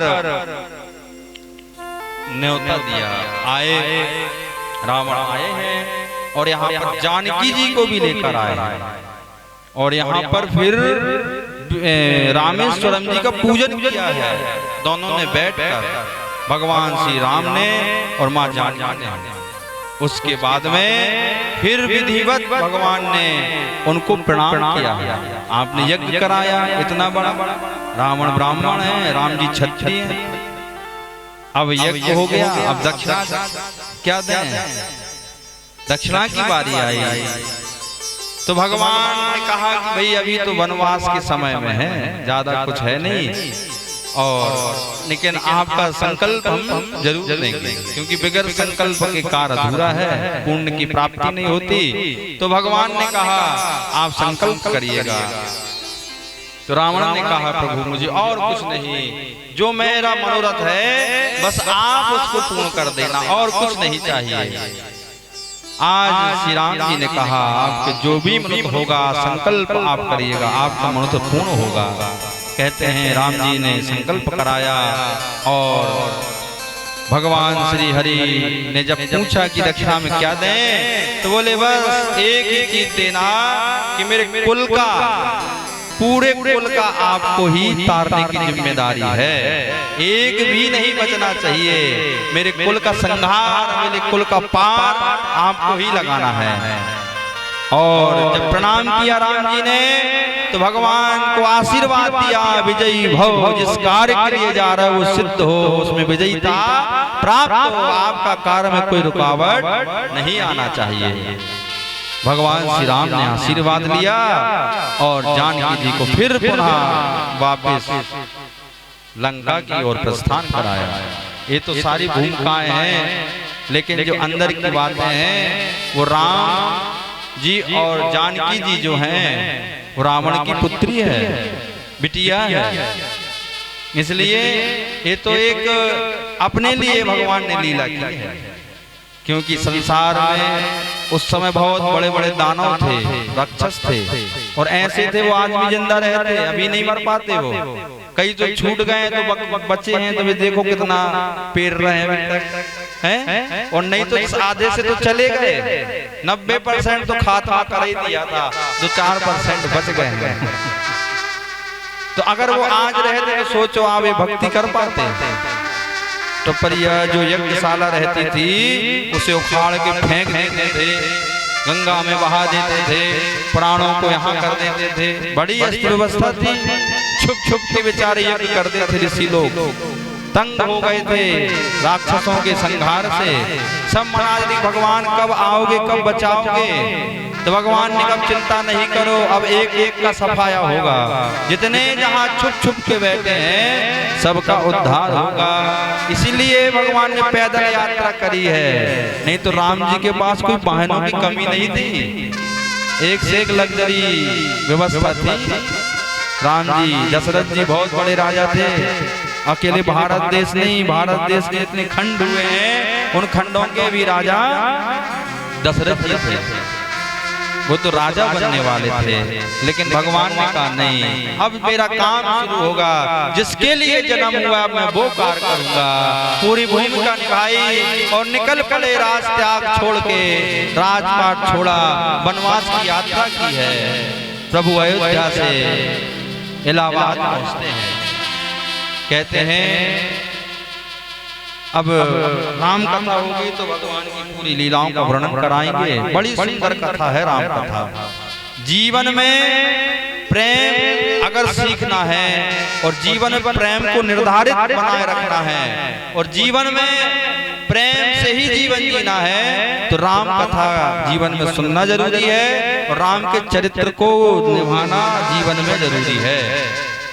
कहते हैं प्रॉपर्टी का, धन का बंटवारा हुआ तो क्या हुआ, महाभारत हो गया। और जब प्रेम एकत्रित हो गया परिवार में तो क्या हो गया, रामायण लिख गई। प्रेम की परिभाषा है मानस, और बंटवारे की बारी आती है तो महाभारत। देख लो आप, दोनों ग्रंथों में एक में बंटवारा है और एक में प्रेम है। जहाँ सुमति वहाँ संपत्ति नाना, जहाँ विपत्ति वहाँ कुमति निधाना। सुमति कुमति सबके और रही, नाथ पुराण निगम सुख यहीं। बस रामायण का सूत्र है, सब मिलके रहो, साथ में रहो, अच्छे से रहो, प्रेम से रहो। बंटवारे की बार बार बात मत करो, बट जाएगा तो फिर बड़ी समस्या हो जाएगी, प्रेम कम हो जाएगा। और एक साथ रहेंगे लेकिन बहुत सारी चीजें हैं। अब जब मानस हो तब समझ में आए कि जीवन क्या है, भाई क्या है, पिता क्या है, बहन क्या है। अब तो बड़ी समस्या है समाज में। पहले भाई भाई का बंटवारा होता था, अब तो बंटवारे में बहन भी खड़ी होने लगी है? देखो भाई समाज कहां से कहां जा रही है। अब बहन भी कह रही हमें भी चाहिए तीसरा हिस्सा। होता है कि नहीं? कई जगह आने लगे केस, और कई लोग आते हैं कि भैया अब तो हमारी जिज्जी भी मांग रही है, अब उनको भी चाहिए। तो भाई क्यों चाहिए? क्योंकि उनने अभी मानस पे ध्यान नहीं दिया है, उनने कभी इस चरित्र का गुणगान नहीं किया है। इस कारण से जिस दिन अगर मानस सबके पास में, सबके घरों में है, लेकिन पढ़ने का टाइम किसी को नहीं है, पोथी बना के रखी है, लाल कपड़ा में लपेट के रखी है, कभी दर्शन ही भी नहीं होता। अगर 5-5 दोहा भी रोज पढ़ो, एक दोहा भी पढ़ो, तो आपकी खोपड़ी में वो कुछ उतर जाए और आपके जीवन का धीरे धीरे कल्याण हो जाए। मानस कोई छोटी मोटी चीज नहीं है, महामंत्र लिखे उसमें। कलयुग में जो होना है वो पहले तुलसीदास जी ने लिख दिया है मानस में। और जिसने मानस का सूत्र पकड़ लिया, मानस को समझ लिया, मानस को बुद्धि में बिठा ली, तो आप संसार के सबसे बड़े प्रेमी हो जाओगे। आपकी रोम रोम में प्रेम बन जाएगा, रोम रोम में त्याग आ जाएगा, रोम रोम में राम की तरह भक्ति बन जाएगी। मेरे प्रभु के आदर्श आप जीवन में उतारने में आसानी होगी, सरलता होगी। भाई भाई का प्रेम, राम जी और भरत जी का जब मिलन हुआ चित्रकूट में, तो पूरी वनस्पति रो पड़ी रही। जिस जगह में खड़े थे वो पहाड़ रो पड़े, वो भूमि रो पड़ी। आज भी जब चित्रकूट में आप जाएंगे भरतकूप के पास में, वहां पर जब देखेंगे तो राम जी के और भरत जी के चिन्ह बने अभी भी। दोनों ने जहां भरत मिलाप हुआ था, क्यों चिन्ह बन गए? क्योंकि वहां की प्रकृति रो पड़ी, भाई भाई का प्रेम देख के। वहां के पत्थर रो पड़े, वहां के पशु पक्षी रो पड़े। भाई भाई का प्रेम, भाई भाई का त्याग, भाई भाई का समर्पण क्या होना चाहिए, ये मानस बताती है। कहते हैं एक भाई दूसरे भाई की जो दो भुजा है, अगर ये एक कट जाए तो ये शरीर फिर विकलांग हो जाता है। इससे कोई आप बड़े कार्य नहीं कर सकते। परिवार में अगर दो भाई हैं और दोनों अलग अलग हो गए तो परिवार की ताकत कम हो जाएगी, प्रेम कम हो जाएगा, ताकत कम हो जाएगी। आपके जीवन में आप जरूर अच्छे से रहोगे, लेकिन एक जो साथ में रहने की ताकत है वो कम अलग ही महसूस होगी। इसलिए सब अगर एक कार्य कर लें तो जीवन आज भी राम राज्य की तरह बन सकता है, कोई बड़ी बात नहीं। लेकिन मानस में तो तुलसीदास जी ने सब लिखा है, बस पढ़ने की आवश्यकता है, उसके लिए थोड़ा सा समय चाहिए। अगर मानस के दो चार दोहे रोज पढ़ लें तो धीरे धीरे परिवर्तन होना निश्चित है। आज दक्षिणा दे दी राम जी ने और वापस लंका की ओर गए। कहते हैं भगवान शिव का पूजन किया, आशीर्वाद प्राप्त मांगा, भगवान भी प्रसन्न हो गए। अब भगवान ने कहा कि ये ज्योतिर्लिंग का नाम मेरा नहीं होगा, मेरे ईश्वर का होगा। शिव जी ने कहा कि इस ज्योतिर्लिंग का, इस जगह का नाम मैं अपने नाम से नहीं रखूंगा, क्योंकि जो मेरे ईश्वर ने मुझे स्थापित किया है, आज मैं उन्हीं के नाम पे इस भूमि में एक मेरा स्वरूप मेरा है, लेकिन नाम मेरे इष्ट का होगा।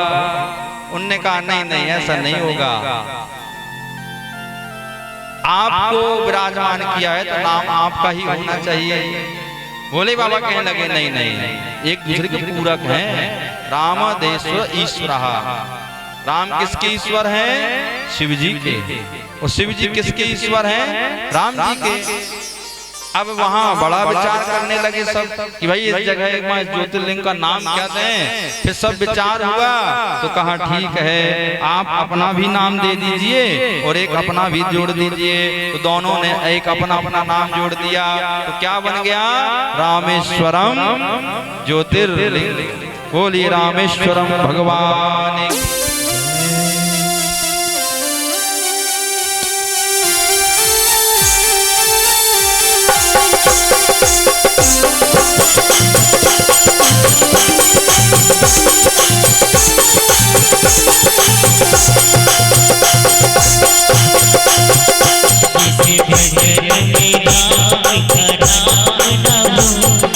भजन को गाना चाहिए, भजन में राम का नाम ना हो, भजन को गाना चाहिए। जिस भजन में राम का नाम ना हो, उस भजन को गाना चाहिए।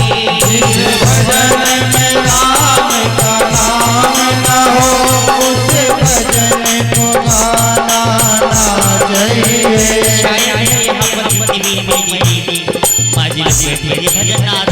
सभी को आता है, बहुत सरल बड़ा संस्कार भजन। इसके शब्द सुनिए। जिस भजन में राम का नाम ना हो, उस भजन को गाना चाहिए। भजन में राम का नाम ना हो, उस भजन को गाना चाहिए।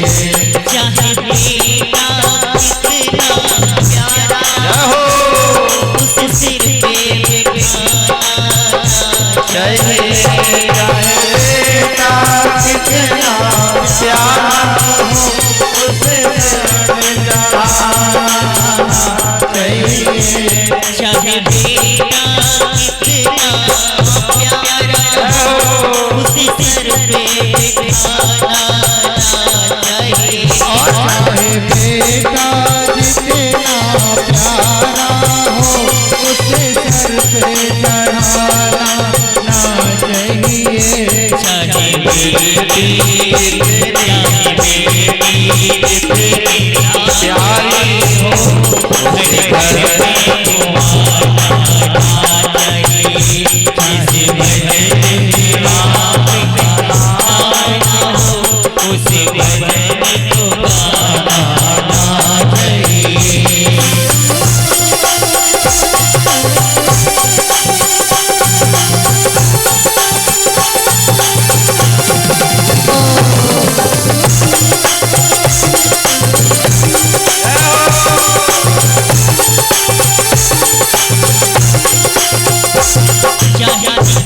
अमीरी आ जाए अभिमान बताना ना चाहिए। चाहे जितनी अमीरी आ जाए अभिमान बताना ना चाहिए।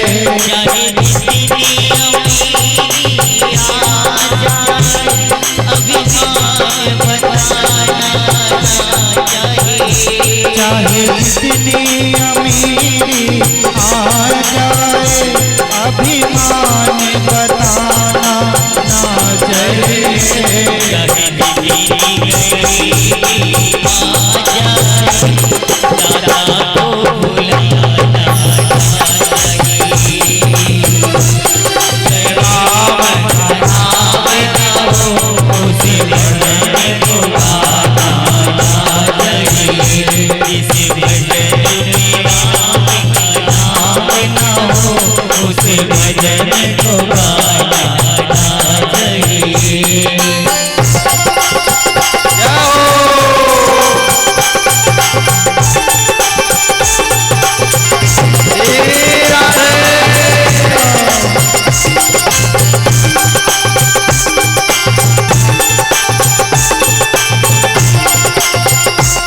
चाहे तेरी कितनी प्यारी हो बुरा बुरा मानिएगा। चाहे तेरी कितनी प्यारी हो हर राज बताना चाहिए। चाहे जितनी कितनी प्यारी हो हर राज बताना ना चाहिए। चाहे तेरी कितनी प्यारी हो हर राज बताना ना चाहिए।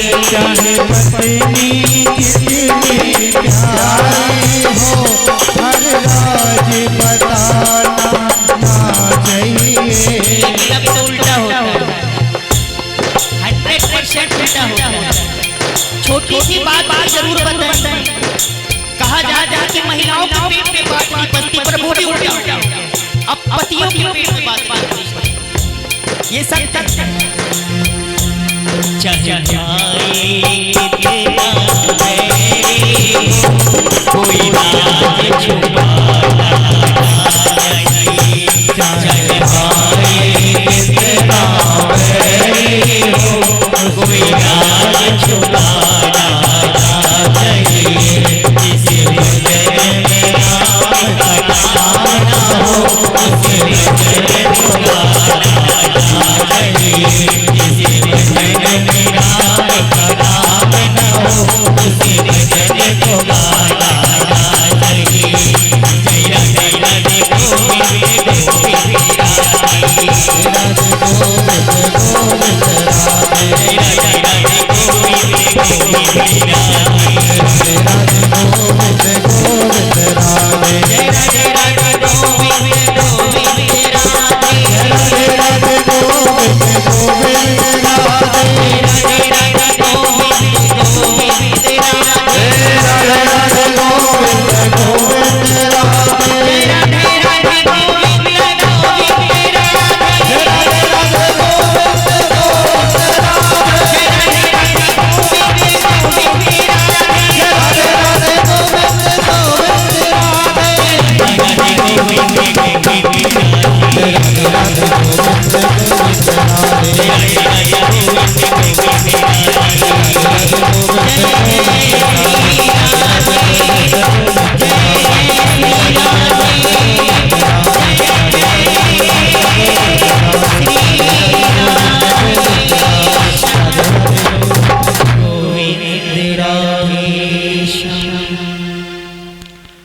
बोलिए श्री रामचंद्र भगवान की।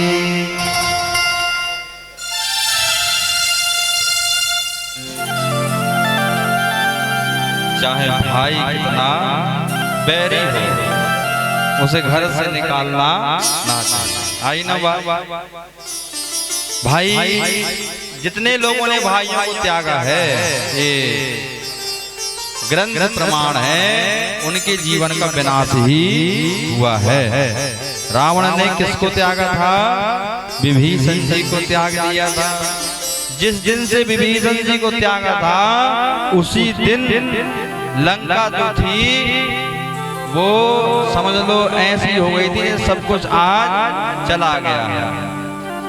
लंका का सर्वस्व छिन गया हो विभीषण जी के जाने के बाद, ऐसा हो गया।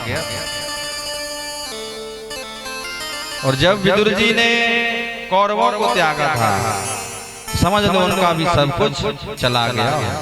और दोनों के जाने के बाद क्या हुआ? हानि हुई। इसलिए बड़े भाई को ज्ञानी होना जरूरी है। जब 2 भाई हैं, 3 भाई हैं, 4 भाई हैं, 5 भाई हैं, तो सबसे बड़ा क्या हो जाए? ज्ञानी हो जाए, समाज का ज्ञान हो जाए, परिवार का ज्ञान हो जाए, तो फिर दीवार उठने में थोड़ी देर लगेगी।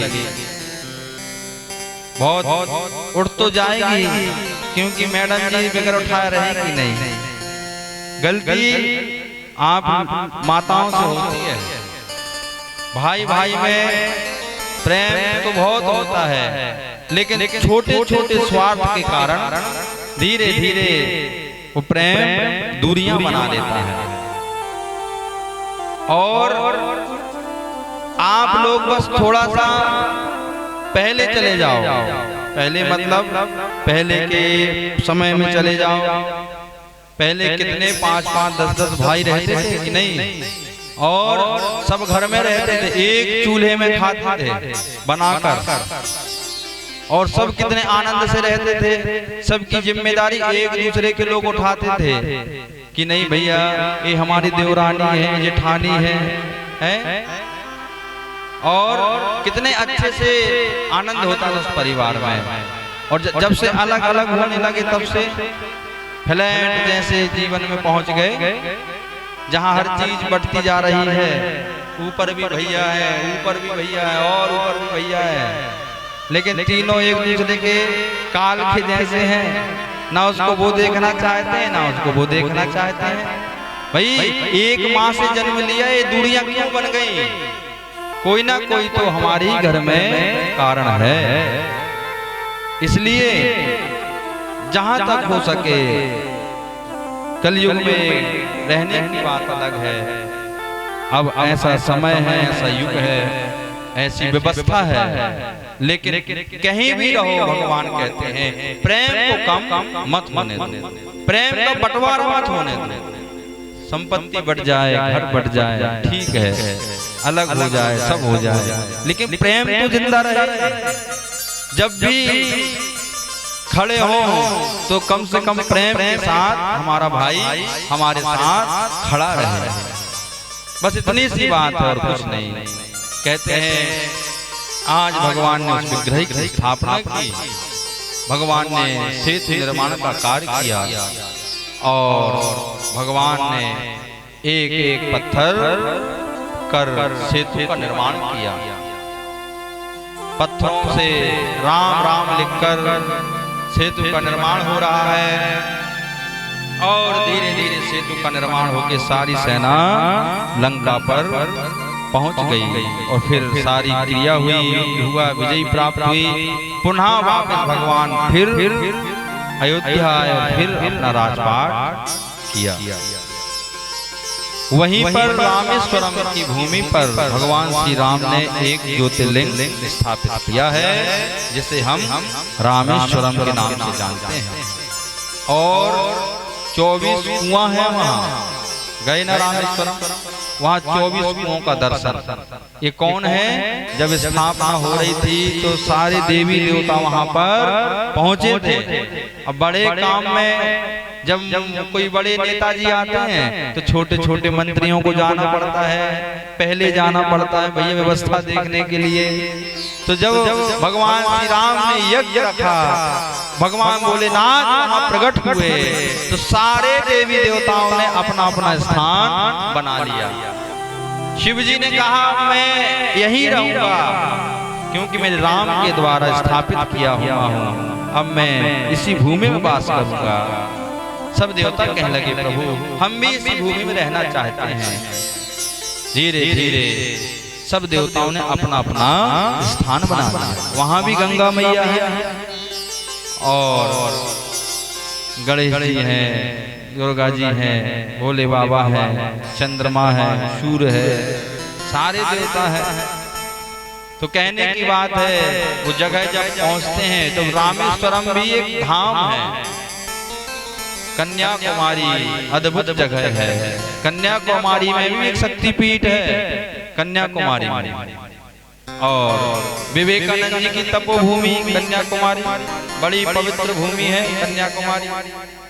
ये बड़े धाम अद्भुत धाम है। बोली रामेश्वर भगवान की। फिर समुद्र मंथन की भी कथा आती है शिव महापुराण में। शृणु ब्रह्म सुत प्रज्ञ वृषे साख्यं मुनीश्वर शिवावादरं सललीलं हरिवर्गहरं गरम। कहते हैं दैत्य और देवताओं का युद्ध हो गया, समुद्र मंथन हुआ, भगवान श्री हरि समुद्र मंथन करा रहे हैं। यहाँ पर भगवान शिव का भी आवाहन देवताओं ने किया कि बगैर आपके कोई कार्य संपन्न नहीं होगा, इसलिए हे भूत वामन भगवान आप भी विराजमान होइए। भगवान शिव भी प्रकट हुए। एवं भगनोद्भवा भगनां संभवो सुरासुरा चेतना प्रम्रमचातस्थो तुष्टो बुजर्ग जगदीश्वरा। बड़ा ही अद्भुत ये समुद्र मंथन हो रहा है।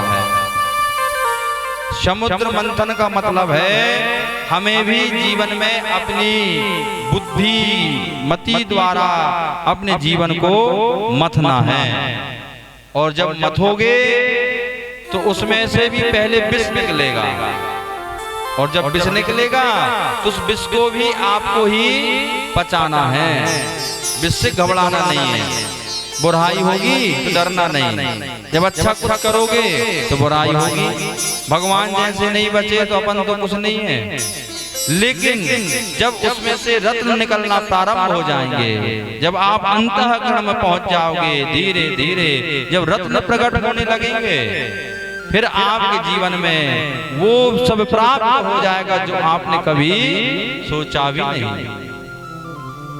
अब सबसे पहले समुद्र मंथन का प्रारंभ हुआ। क्षीरोदे मध्यमाने तो श्री सर्वलोके महेश्वरी शंभो भूता समुद्राश्च रघुपुत्री हरिप्रिया। समुद्र मंथन हो रहा है, स्वर्ग की कामना लेकर महालक्ष्मी प्रकट हो गई। भगवान धनवंतरी कलश लेकर प्रकट हो गए, चंद्रमा कल्प वृक्ष प्रकट हो गया। धनवंतरी भगवान क्या लेकर प्रकट हो रहे हैं? अमृत का कलश लेकर। और धनवंतरी भगवान की पूजा कब होती है? दीपावली के पहले।